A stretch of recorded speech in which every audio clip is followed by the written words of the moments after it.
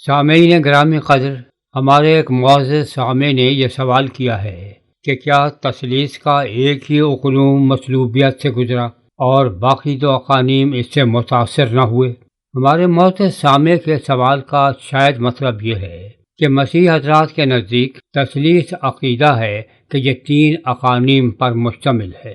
اب ظاہر ہے کہ اس میں سے صرف آپ جناب مسیح کے بارے میں یہ کہتے ہیں کہ وہ مصلوب ہوئے، کوئی بھی یہ نہیں کہتا کہ خدا باپ مصلوب ہوا، کوئی یہ نہیں کہتا کہ روح خدا اقدس مصلوب ہوئی۔ تو یہ 1/3 قربانی ہوئی ہے۔ اگر قربانی کرنی تھی تو پورے خدا کو مصلوب کر دیتے، یہ تین میں سے صرف ایک کو مصلوب کر دیا، یہ تو قربانی ناقص رہ جاتی ہے۔ ہم اس سوال کا مفہوم یہ سمجھے ہیں تو ہم اس کا جواب دینے کی کوشش کریں گے۔ آپ کا سوال یہ ہے کہ کیا تثلیث کا ایک ہی اقنوم مصلوب ہوا؟ تو ہمارا جواب یہ ہے کہ تثلیث کا کوئی بھی اقنوم مصلوب نہیں ہوا۔ یہ آپ کو بڑا عجیب و غریب لگے شاید، کیونکہ تثلیث کا کوئی اقنوم مصلوب نہیں ہوا، جناب مسیح مصلوب ہوئے، خدا کا کلام مصلوب نہیں ہوا۔ وہ کلام جو ازل سے تھا، آپ اسے مصلوب کر ہی نہیں سکتے۔ جو بھی ازلی ذات ہو اس کو مصلوب کرنا یا موت کے گھاٹ اتارنا کسی کے بس کا نہیں ہے۔ آپ خدا کو موت کے گھاٹ نہیں اتار سکتے، آپ روح خدا اقدس کو نہیں اتار سکتے، آپ خدا کے اس ازلی کلام کو، کلام نفسی کو آپ مصلوب نہیں کر سکتے۔ جسے مصلوب کیا گیا وہ خدا کا وہ کلام ہے جو کہ انسان کی شکل میں آیا ہے۔ انسان کو مصلوب کیا گیا ہے، کسی اقنوم کو مصلوب نہیں کیا گیا، کیونکہ بنیادی طور پر یہ غلطی ذہن میں ہوتی ہے کہ شاید ایک اقنوم مصلوب ہو گیا تو اب قربانی پوری نہیں ہوئی۔ یہ تو اس وقت ہے جب کوئی بھی اقنوم مصلوب ہو سکتا، کوئی بھی اقنوم مصلوب نہیں ہو سکتا، کیونکہ اقانیم ثلاثہ کے بارے میں یہ ایمان ہے کہ وہ ازل سے ہیں اور ابد تک ہے۔ جو ازل سے ہو اور ابد تک رہے آپ اسے مصلوب نہیں کر سکتے، کیونکہ جو روحانی شکل میں ہے، روح کی شکل میں ہے، اور واضح طور پر کہا گیا ہے کہ خدا روح ہے، آپ روح کو کیسے مصلوب کریں گے؟ آپ کے بس کا نہیں ہے، کیونکہ آپ کا ایمان یہ ہے کہ روح جو ہے وہ تو غیر فانی ہے، تو غیر فانی کو آپ فنا پہ کیسے دور سے گزار سکتے ہیں؟ ممکن ہی ہے۔ تو کوئی اقنوم مصلوب نہیں ہوا، جناب مسیح مصلوب ہوئے، یا جب کلمۃ اللہ جو ازلی خدا کا کلام ہے وہ کلام نفسی انسان کی شکل میں آیا، تو اب اس کے اوپر وہ تمام ذمہ داریاں عائد ہوتی ہیں جو انسانوں پر عائد ہوتی ہیں۔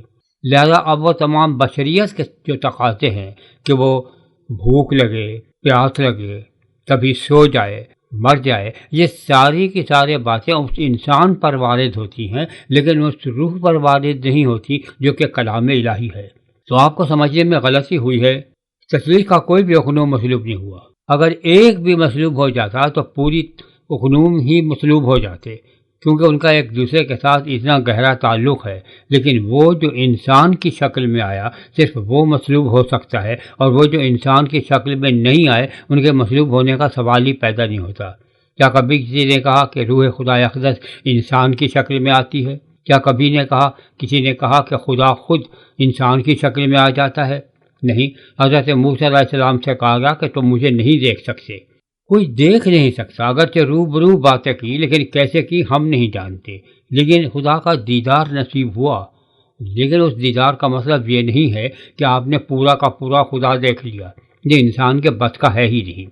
یہ بالکل ایسے ہی ہے جیسے آپ جب دیکھنا چاہتے ہیں کہ سورج گرہن کو اگر آپ اپنی ننگی آنکھوں سے دیکھتے ہیں تو آپ کی بینائی چلی جاتی ہے، آپ کو لازماً سہارا لینا پڑتا ہے کسی ایسی چیز کا جس سے وہ روشنی چھن چھن کے تھوڑی آئے، اتنی جتنی آپ کی آنکھیں برداشت کر سکتی ہیں۔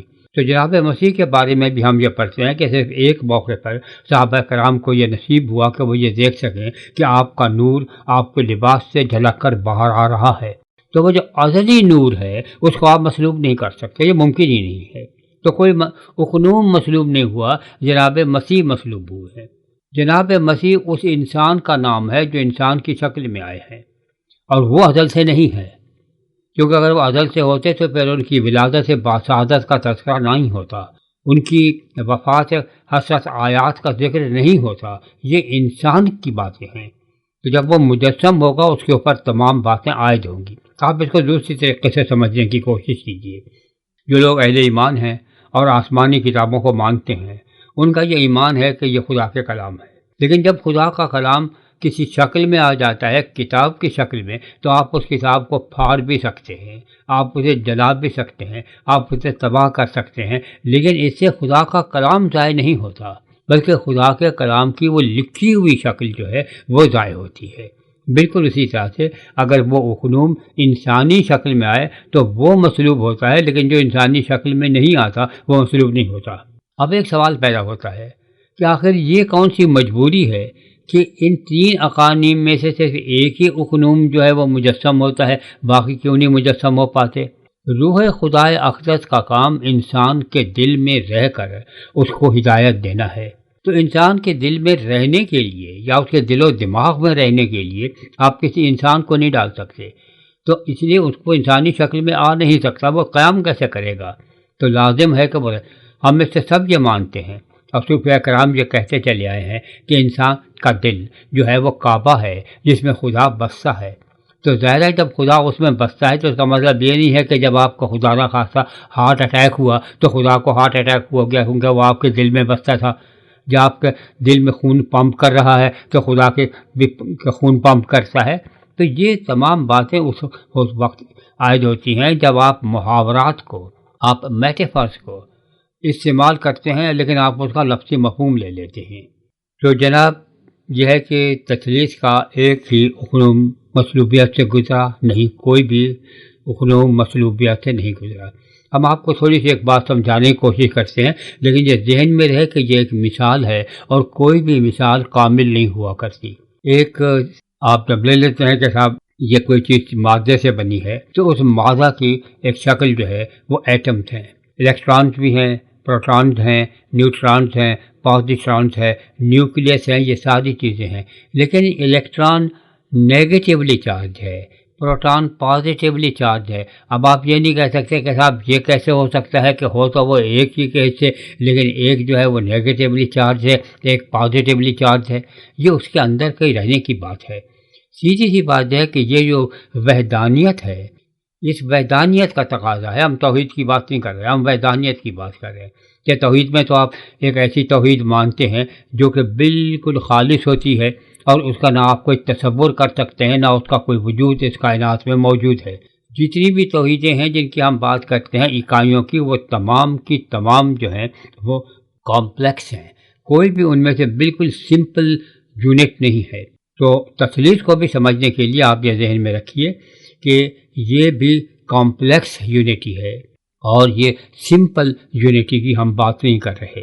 تو آپ کا یہ اعتراض کہ صاحب 1/3 خدا مصلوب ہو گیا، باقی 2/3 خدا مصلوب ہونے سے بچ گئے، نہیں، 1/3 خدا بھی مصلوب نہیں ہوا، کیونکہ خدا مصلوب نہیں ہو سکتا، خدا کی ولادت نہیں ہو سکتی، خدا کی وفات نہیں ہو سکتی، خدا اس کائنات سے کہیں جا نہیں سکتا، وہ یہیں پر رہتا ہے کہ جناب مسیح سے دنیا میں تھی اور پھر اس دنیا سے واپس چلے گئے۔ تو یہ ان کے جسمانی چیز کے بارے میں ہے، اس جو ان کی شکل و صورت حیت تھی ازل سے تھی، اس کے بارے میں نہیں ہے۔